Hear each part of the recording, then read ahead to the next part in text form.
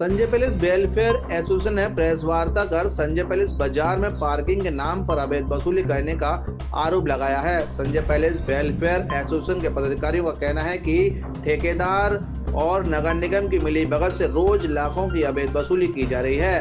Sanjay palace बाजार में नगर निगम की पार्किंग के नाम पर तो लूटा ही जा रहा है, साथ ही गाड़ी उठाने वाली एक अवैध क्रेन के माध्यम से भी अवैध वसूली का खेल खेला जा रहा है। व्यापारियों का कहना है कि इसका खुलासा दिनांक 4 फरवरी को तब हुआ जब व्यापारियों ने हिम्मत दिखाकर गाड़ी उठा ले जा रही क्रेन को रोककर उससे परमिट और गाड़ी के कागज मांगे। गाड़ी का पता लगाने पर क्रेन पूरी तरह से फर्जी गाड़ी पाई गई। शिकायत करने पर नगर आयुक्त, मेयर और विधायक ने भी हाथ खड़े कर दिए हैं।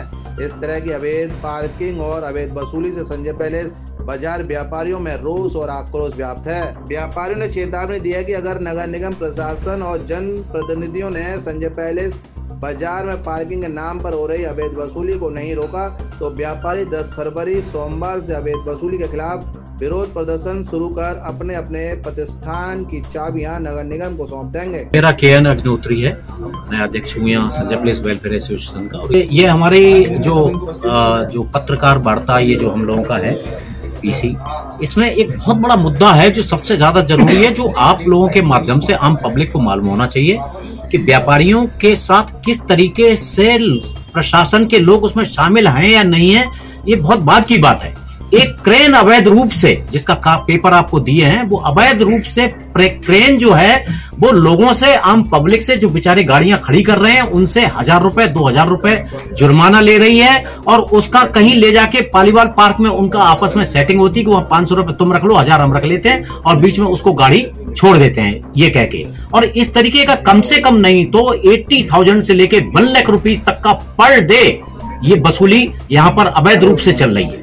जब मेयर से बात की गई, जब वहां पर आयुक्त, नगर आयुक्त से बात की गई, विधायक से बात की गई, तो किसी को भी ये जानकारी नहीं है कि ये क्रेन कौन चलवा रहा है, ये क्रेन किसकी तरफ से चल रही है। और उस क्रेन पर एक भी ऑथराइज्ड कोई ऐसा आदमी पुलिस वाला वर्दी में हो जिसको ये कहा जाए कि भाई ठीक है ये यातायात पुलिस की तरफ से है, उसके ऊपर कोई प्राइवेट लोग बैठे, वो कौन लोग थे और वो कब से 1 लाख रुपए पर डे के हिसाब से वसूली कर रहे हैं। उन्होंने कितना लाखों रुपया वसूल कर लिया आम उस पब्लिक से, जो बेचारे सीधे साधे लोग यहाँ बाजार में खरीदारी करने आते हैं या किसी से मिलने आते हैं, उनको यहाँ आकर 1-2 हजार रुपए का जुर्माना देना पड़ा।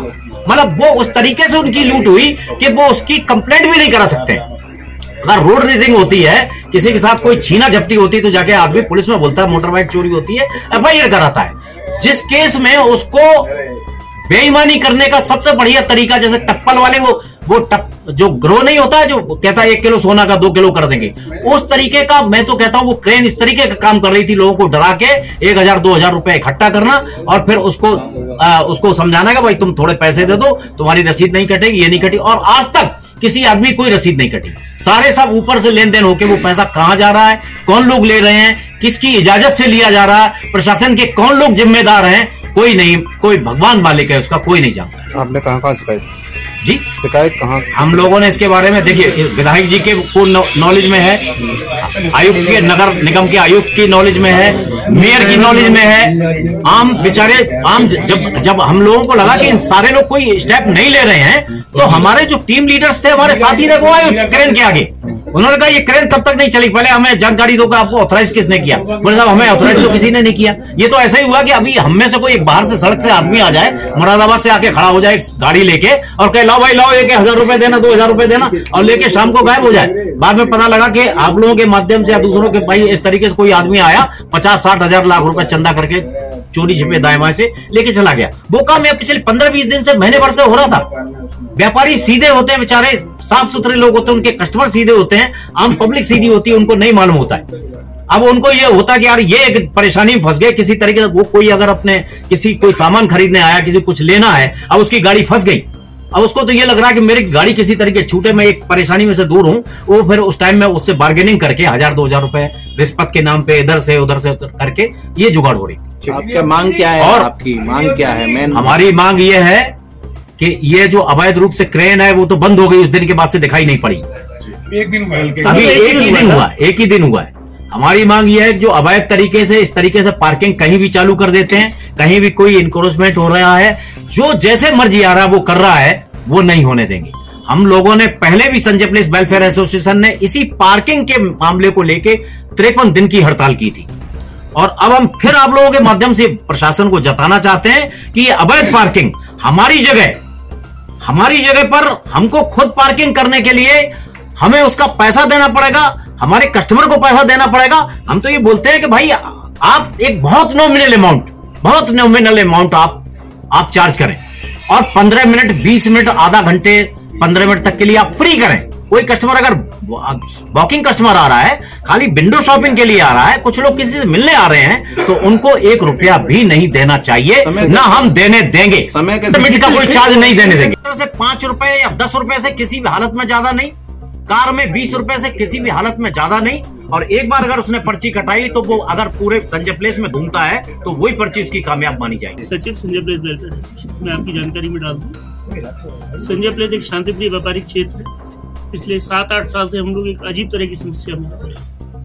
नगर निगम ने जब से एडीए ने नगर निगम को हैंडओवर किया है, नगर निगम ने इसको धन उगाही की जगह एक बना दी। पिछले 6 साल से ये समस्या चल रही है। नगर निगम ठेका उठाता है, कुछ नए लोग आते हैं, ठेके की पार्किंग करते हैं, नगर निगम में पैसा जमा नहीं करते, मगर यहाँ से वसूली करके भाग जाते हैं, जिसका हमने हर समय लगातार इसका विरोध किया है। पिछली बार भी हम लोगों ने 53 दिन की एक सफल धरना दिया था।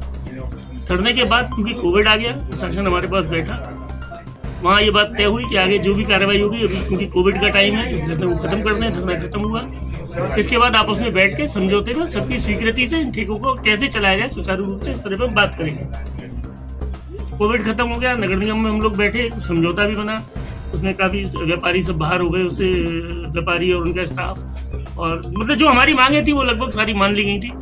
और उसके बाद फिर वो ठेका बंद हो गया। अब एक नई तरह की समस्या हो रहा है।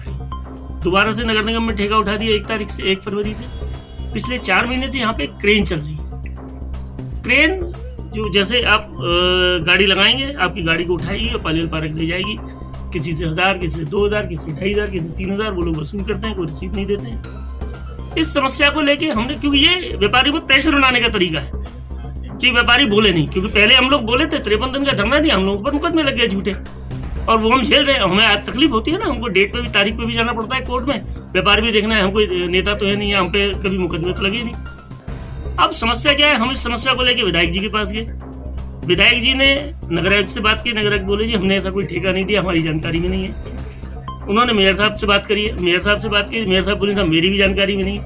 तो हमने विधायक जी से कहा इसको बंद कराया। विधायक जी बोले जी अब ये नहीं चालू होगा। 1 घंटे बंद रहा। हम लोग लौट के विधायक जी के यहाँ से संजय प्लेस तक आए, फिर क्रेन आ गई। वही वक्त दोबारा लाना पड़ेगा, और हम लोगों को ही हमने रोका। उससे हमने सबसे पहले बड़ी सम्मानजनक तरीके से मांगा, भाई तेरे को अथॉरिटी लेटर हो, अगर तुझे नगर आयुक्त ने परमिशन दी है, यातायात पुलिस ने दी है, अगर तेरे परमिशन कहाँ से, आप कैसे ये गाड़ी है यहाँ से? वो हमको 1.5 घंटे तक कोई कागज नहीं दे पाया, कोई अथॉरिटी लेटर नहीं दे पाया। उससे उसकी गाड़ी के कागज मांगे, उसकी गाड़ी के कागज भी उसके पास नहीं थे, सब लखनऊ की गाड़ी के कागज हमने पोर्टल पे डाला, तो हमने उसमें देखा, तो हमने आपको आप सब लोगों को कागज दिया है। गाड़ी अनवैलिड है, उसका टाइम पूरा हो चुका है, उसका इंश्योरेंस नहीं है, यूरो 2 गाड़ी है जो कि आगरा में चल ही नहीं सकती, अनाधिकृत रूप से। सही, भले कोई अधिकारी उसको जिम्मेदारी लेने को तैयार नहीं हो, मगर चल रही है, और डेली 1 लाख रुपए, 80,000 रुपए से 1 लाख रुपए इकट्ठा कर रही है। इन व्यवस्थाओं को देखेगा कौन? हमने फिर निर्णय किया, हमने अपनी एसोसिएशन की मीटिंग की, उसमें हम लोगों ने तय किया कि हम आज एक प्रेस कॉन्फ्रेंस करते हैं, अपने विरोध को आप जैसे पत्रकार भाइयों, क्योंकि आपने ही पिछली बार हमारे आंदोलन में साथ दिया है, हम अपनी बात को रखें, बात प्रशासन तक जाए।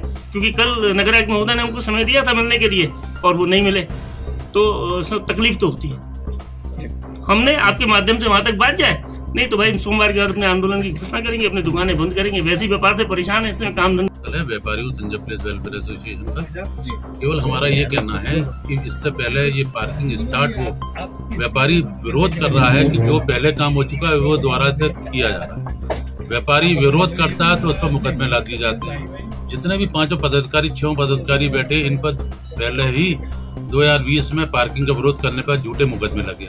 ये आपके संज्ञान में डाल दूं, जो झूठे मुकदमे हैं, माननीय अध्यक्ष जी आगरा से बाहर थे तब उन पर मुकदमा गया, अशोक जी हैं ये आउट ऑफ इंडिया थे, इन पर मुकदमा लाया। कहने का मतलब ये, इस सरकार में जो भी विरोध करता है, नगर प्रशासन का विरोध करता है, उसमें मुकदमे लाती जाती है, उसका बोलती बंद कर दी जाती है। हमारा ये कहना है व्यापारी करे तो करे क्या, व्यापार नहीं है, चौपट हो चुके हैं, काम धंधे नहीं है, वैसे व्यापारी परेशान है। यदि इसी तरह के बलपूर्वक जबरदस्ती की ठेकेदारी पार्किंग, यदि व्यापारी वैसे ही मरा हुआ है, आप मैं बता दूं, यदि इसी तरह व्यापारी क्या करेगा? व्यापारी पे कोई लड़ने का हिम्मत नहीं है, वो ज्यादा नहीं लड़ सकता, क्या करेगा? एंड में मार्केट बंद करके अपनी अपनी चाबी नगर आयुक्त साहब के पास सौंप दी जाएगी कि भैया व्यापार हम नहीं कर पा रहे, हम क्या करें? कहां तक आपसे लड़े? झूठे मुकदमे लगे हुए हैं, तारीख पर जाए व्यापार करें, ये समझ में नहीं आता। दूसरा ये कहना है, फिर पार्किंग यदि आपको उठानी थी, पहले भी आप लोगों से बात हो चुकी है प्रशासन से कम व्यापारियों को अपने कॉन्फिडेंस में लेकर फिर पार्किंग उठानी चाहिए। पता ही नहीं है ओवरनाइट किसने पार्किंग उठाई है। नगर आयुक्त साहब से कहा तो उनको पता नहीं है पार्किंग उठ गई है। मेयर साहिबा से बात करो तो वो कहते हैं पता नहीं है। कल एक डेलीगेशन नेशनल चैम्बर के अध्यक्ष के साथ हम नगर आयुक्त साहब का समय मांगा था, कल 1 बजे का उन्होंने समय दिया था। वहां पहुंचे, उससे 15 मिनट पहले पता चला कि नगर आयुक्त साहब जा चुके हैं, वहां नहीं मिले। एंड में 15-20 मिनट इंतजार किया कि आ रहे होंगे, लौट के वापस चले। हमारा केवल ये कहना है कि व्यापारी करे तो क्या करे, केवल व्यापारी के पास एक ही ऑप्शन है। यदि व्यापारी बोलता है तो झूठे मुकदमे लगा दिए जाते हैं। व्यापारी के पास एक ऑप्शन है, यदि व्यापारी की आप लोग आपके माध्यम से हम बार बार निवेदन कर रहे हैं, व्यापारी को बुलाइए, मीटिंग करिए, उसके बाद भी जो भी आपको डिसाइड करना है, क्योंकि हमारी जगह है, हमारे जो खरीदी हुई जगह पर हम अपनी पार्किंग वसूली क्यों दें?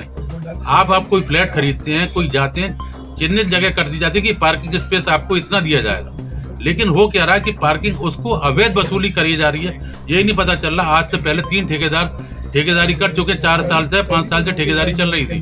उसका विरोध ये पता चला है आरटीआई के माध्यम से कि किसी भी ठेकेदार द्वारा 1 रुपए भी माननीय नगर निगम में जमा नहीं किया गया है। उन 4 ठेकेदारों के खिलाफ आरजी निकली हुई, 1 करोड़ से ज्यादा की रिकवरी निकली हुई है ठेकेदारों द्वारा, लेकिन उन पर कोई भी आंच नहीं है। व्यापारी को अननेसेसरी परेशान किया जा रहा है। ग्राहक परेशान हो रहा है या व्यापारी तो वही, जब व्यापारी परेशान